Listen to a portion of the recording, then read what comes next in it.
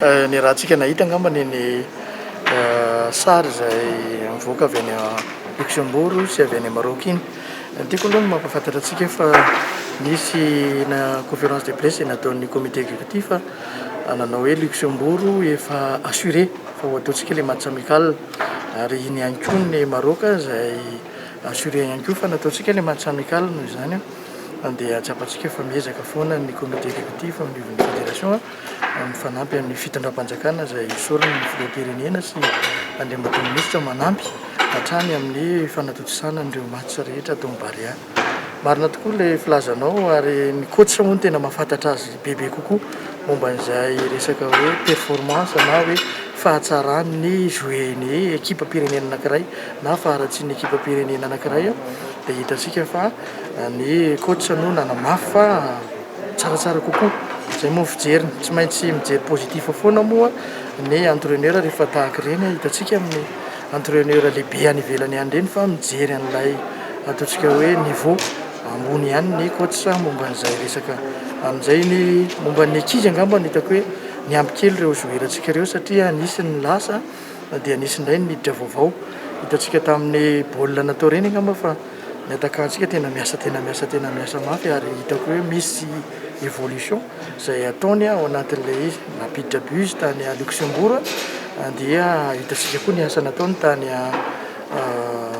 tany Maroc fa zava-dehibe no nataon'ny attaquant-ntsika tamin'ny match izay tany Maroc iny. Manahoana mety avenir amin'ny Barea ary tarafina amin'ireny zany misy fanantenana tsara ihany amin'ny Côte d'Ivoire? Ie, angamba antsika aloha ny tsy maintsy hoe mijery hoe nanahoana ny match antsika teo aloha dia nahoana no ataontsika. Fantatsika fa 5 sa enina ny joueur-ntsika ny tsy tao titulaire, nefa jerevantsika ny Burkina Faso fa les 3 frères Traoré hitantsika tamin'ny télé fa nijoro teo daholo ny azy, ary reniny anazy ny tena anisan'ny apoian'ny Burkinabe izay misy anisy telo mirahalahy reny any aloha any. Fantatsika fa niezaka izy ireo, ary ny ekipantsika tena niezaka nanao izay maximum tamin'ny match fa mifandanja ihany nge le match fa raha fijeritsika azy iny moa le filazantsika mpilalao baolina hoe taim-baolina le voadona farany dia niverina dia voatakan'izareo tampoka, izany hoe tsy dia tena hoe attaque, tena hoe hita hoe nisy attaque nampatahotra fa ny fanatsahana teo ihany ny attaque izay nilalaovantsika malagasy. Fa mino aho fa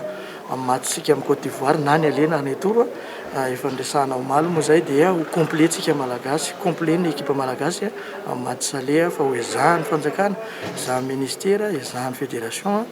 ny comité exécutif ny mandefa ny convocation aloha ho an'ireny joueur-ntsika ireny, ary ny fanjakana koa moa manampy mba ahafahan'ireny mahazo an'ilay visa, satria iny no tena sarotra indrindra andehanan'ireo ankizintsika ireo manao baolina any amin'ny Côte d'Ivoire. Tsy angambany iny tonga dia hitondrako fanazavana fa tsy dia misy an'izay angambany eo, fa ho an'ny comité exécutif aloha dia hitanareo tsara fa tafaraka tsara tamin'ny Nicolas Dupuis, ary mitovy ny tandem, mitovy ny hevitra rehetrarehetra hitondrana n'ilay Barea. Fa mety misy ny ataontsika hoe indro kely olona sasatsasany izay te mbola hisintona antsika malagasy hidina angambany, fa tsika mila mandroso ary Barea efa lasa ambony. Izay ny teneniko hoe ho antsika malagasy rehetrarehetra ny Barea mila manoha antsika fa zay olona vitsivitsy hitondra ny Barea midina angamba tsy ho namantsika kosa izay. Mety hoe nisy olana ve ny teo resaka fampitana ny vatana teo amin'ny fifanarahana tao ministère sy ny fédération tamin'ilay lalao ireny nahatonga sy nisy ny fampitana ny vatana? Nampitaitsika mivantana le lalao, fa tsika moa anatin'ny Covid amin'izao fotoana izao dia ny fanjakana marokana mihitsy no mandrara n'ilay caméra hoe tsy azo ampiasaina caméra na ny Burkinabe na tsika Madagasikara dia samy tsy afaka nampiasa, fa tsika Madagasikara nitondra caméra ahafahantsika nanao fa voararitsika tao anatin'izay voarara ny Burkinabe dia mba ahafahana manome fahafaham-po any malagasy dia nalaitsika tamin'ny telefona le izy ialatsiny ho an'ny malagasy rehetra. Somary saratsiratsy le sary fa